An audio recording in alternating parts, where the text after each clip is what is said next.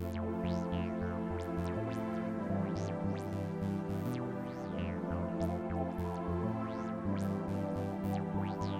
May 8, 2008, Joshua Maddux, 18, left his parents' house for a short walk nearby.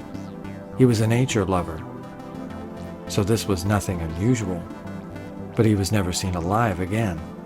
7 years later, in August 2015, less than a mile from Josh's home, property developer Chuck Murphy was demolishing an old wooden cabin to make way for 32 new family homes. The cabin hadn't been used in years, and the inside was dirty, damp and filled with rotten timbers, and strewn with garbage. Work began to demolish the chimney inside the cabin, and to the surprise of the demolition team, crammed inside the brickwork was a mummified body, which later was confirmed as Josh. His body was naked, apart from a thin shirt, and his clothes were neatly stacked inside the cabin. What happened to Josh? Did he climb into the chimney in the cabin? Was he forced in by a person or persons unknown? The story of Josh Maddux continues to stir debate amongst armchair detectives. Joshua Maddux was born on March 9, 1990, and lived in Woodland Park, a town of around 8,000 people, in the Pike National Forest, Teller County, Colorado. His parents were divorced, and Josh lived with his father, Mike, and two sisters, Kate and Ruth. He was long-haired, 6 feet tall, blonde-haired, and weighed around 150 pounds. He had a carefree attitude to life and loved music, spending much of his free time writing music or playing the guitar. At school, he was a bright student and was seemingly well-liked. 2 years before Josh's disappearance on June 1, 2006, a week before his high school graduation, his older brother Zachary committed suicide after suffering from severe depression. Mike Maddux said, quote, "I buried his older brother 2 years before, and it was so difficult on Josh. When his brother died, it pushed him to the edge. It was a big shock for the family and a big shock for Josh. He thought highly of his brother." End quote. Despite this, Josh had been doing well and was happy with his life at this time. On May 8, 2008, Josh left the house telling his sister Kate that he was going for a walk. He often went hiking alone, so when his sister saw him at the home before he left, she thought little of it. But when he failed to return later that evening, the family became worried. On May 13th, 5 days after he disappeared, his father Mike called the police to report Josh missing. Mike said, quote, "I got up one morning and Josh was there, and then he never came home. The next day, he still didn't come home.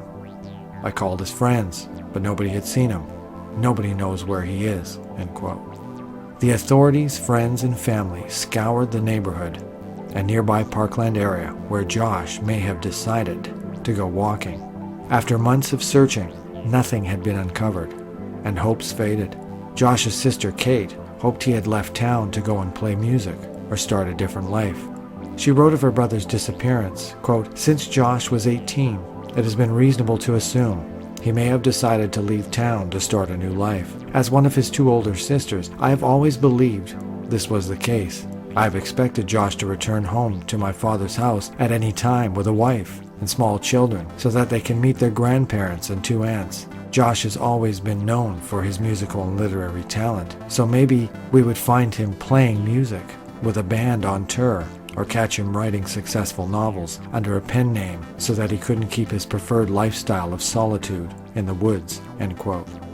In 2015, Chuck Murphy, 80 years of age, a builder from Colorado Springs, was demolishing his old wood cabin on Meadowlark Lane, which was in a large area of land surrounded by tall pines. Chuck had initially purchased the cabin in the 1950s. It was formerly the homestead of the Thunderhead Ranch on Rampart Range Road on Woodland Park's north side. It was an infamous dining, drinking, and gambling complex owned by Big Bert Bergstrom in the 1930s and 1950s. He had come to America from Sweden in 1912 and run the Thunderhead Inn as a dining, drinking establishment after the end of the Prohibition. He also used the ranch as an illegal gambling and prostitution den, and the FBI arrested him. In the subsequent trial, the jury found him not guilty. The cabin hadn't been used for a decade and had fallen into disrepair. Chuck had decided to demolish the cabin to make way for property development. and in August of 2015, demolition work started. Chuck's brother had lived in the cabin until 2005, but since moving out, it had become a storage facility and had been rarely visited. Animals had been a problem, and there was a noticeable stench when Chuck came to the cabin on August 7th. As the workers dismantled the chimney, one of the two in the cabin, using an excavator, and reached the interior, Chuck made a horrific discovery of a body of a young man cramped in a fetal position with his legs above his head. He called the police, who arrived with the county coroner, who later, with the help of dental records, positively identified the body to be that of the missing man, Joshua Maddux. The Maddux family was shocked by the news of the discovery of Josh's body. His sister Kate said, quote, "The situation doesn't make any sense at all. We were really expecting him to be anywhere else in the world, and he was actually very close. The only thing we can figure is he was being an 18-year-old kid, checking out the cabin. It had already been abandoned for a long time, and a horrible accident somehow happened," end quote. The cabin was only 2 blocks from the Maddux family home, yet the searchers for Josh had overlooked the building. There was no sign of life, and there was no reason to check the chimney there. Chuck Murphy, the cabin owner, himself had rarely visited. However, on the occasions he had to check in, he had not noticed anything unusual about the property, like the smell of decaying corpse. Since the cabin stood centrally in the large plot of land surrounded by tall pines around 50 feet from the road, police suggested that with no adjacent homes, if Josh had cried for help, no one would have been able to hear him regardless. The Teller County coroner, Al Bourne, did an autopsy and found no evidence of signs of drugs in Josh's remains. He said, quote, "The hard tissue showed no signs of trauma. There were no broken bones, no knife marks, there were no bullet holes. There is so far no answers to a number of things. It is very confusing. It was not instant death. How he died is only a matter of speculation, but we know he did not starve to death because that takes many weeks. So then you go down the chain and you have dehydration, which can take just a few days. And the other thing would be hypothermia, which could take a day or two. We have no evidence to say which one came first," end quote.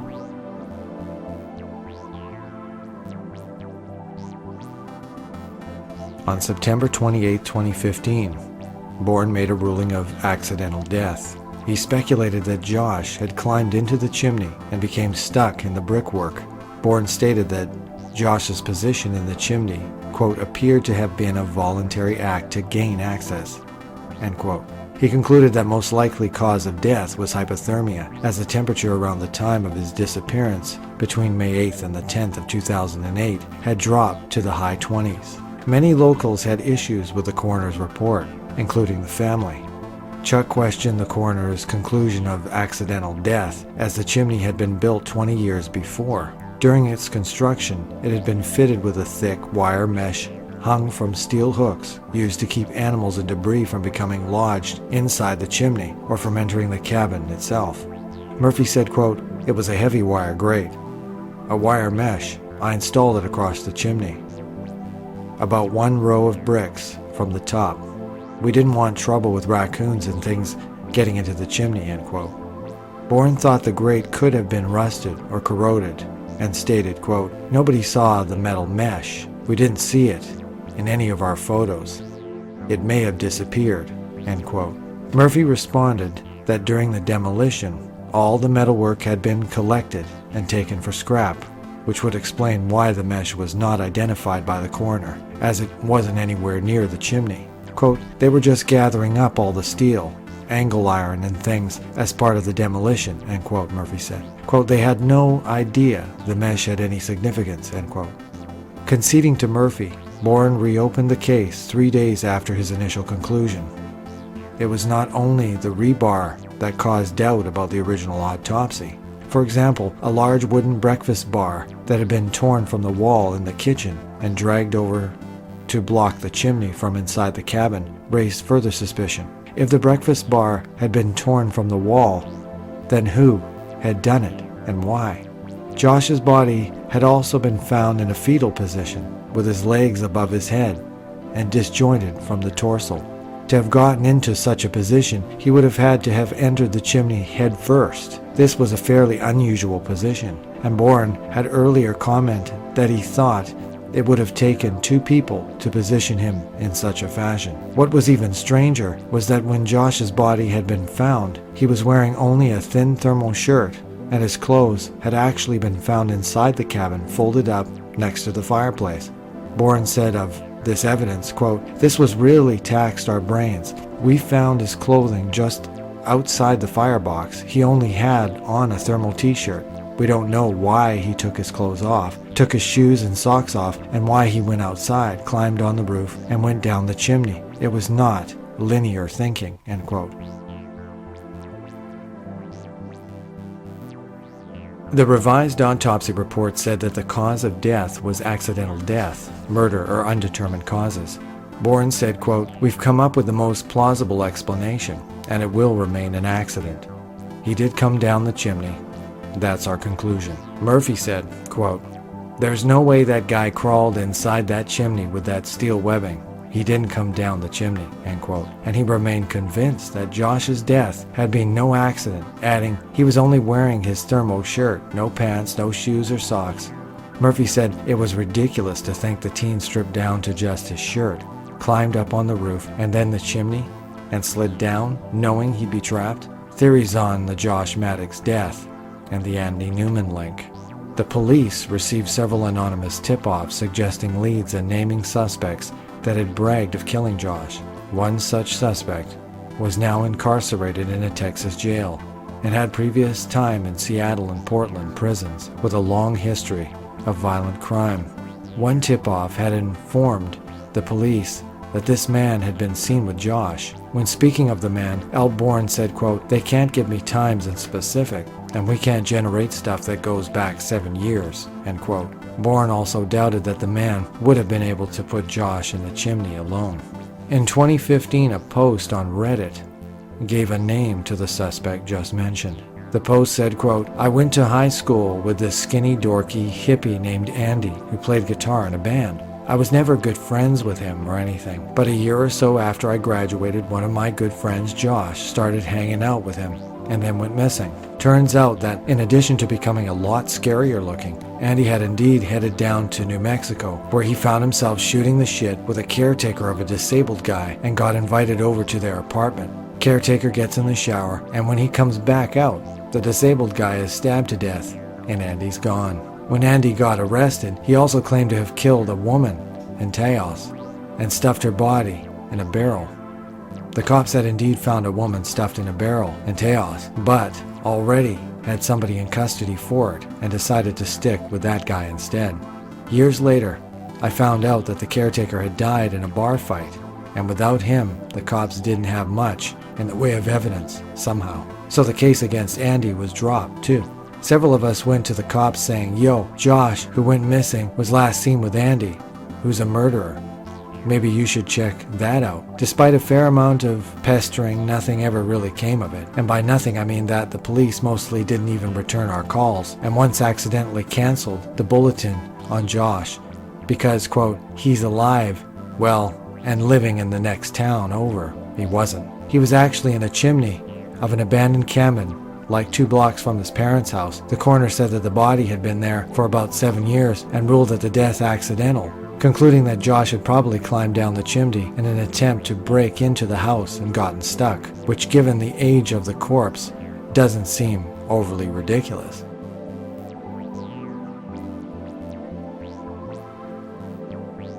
Except for the fact that in addition to Josh having last been seen with Andy immediately before his stabbing spree, people called in to report having heard rumors that Andy was bragging about having, quote, "put Josh in a hole." Somebody had ripped a heavy bar off the wall in the kitchen and propped it against the fireplace, or the fact that Josh's stuff was already inside the cabin, meaning he'd already broken in and would have had to lock himself out to have to go for the chimney. And he might have noticed that either the flue or the big bar would have prevented him from getting in through the fireplace, or the fact that when he was found, Josh's knees were above his head, which sounds to me like he would have had to go in head first. Or maybe the fact that Josh was barefoot and naked from the waist down. This is just my opinion, but I don't care who you are. You don't try to climb headfirst into a chimney via a hole rusted through a metal grate with your dick hanging out. As far as I can tell, nobody even bothered to call Andy to ask if he knew anything. By the way, from what I hear, Andy's still out and about doing his thing when he's not in the mental hospital. All I'm saying is, I wish they had done some police shit. Open an investigation, try to track down some leads, interview some of the folks who've been calling in tips for the last 7 years. Maybe check for some semen or something. I don't know. Don't just say accidental. Dust off your hands and call it a day. Andy's full name was Andrew Richard Newman. He was arrested on suspicion of a fatal stabbing in New Mexico and is currently serving time. Chuck Murphy, the cabin owner, said, quote, "It's a real conundrum, a tragic, terrible story. All I know is he did not go down that chimney. He got in the fireplace and went up. But why? I think it will remain a mystery. One of those sad stories, you know," end quote. The case is bizarre and perplexing. Several questions come to mind. The rebar in the chimney would have prevented the entry of anyone unless it was removed before the demolition or rusted away, as suggested by the coroner. Why would Josh remove his clothes and leave them by the fireplace and his boots? Why was the breakfast bar dragged to cover the fireplace entrance inside the cabin? Though Josh's body was found, giving some finality to the case, the mystery of Josh Maddux still remains, along with many unanswered questions and theories. Whatever happened to Josh seems steeped in mystery, in a very cleverly concealed and perplexing tapestry of deception that it has baffled investigators to find any true conclusion.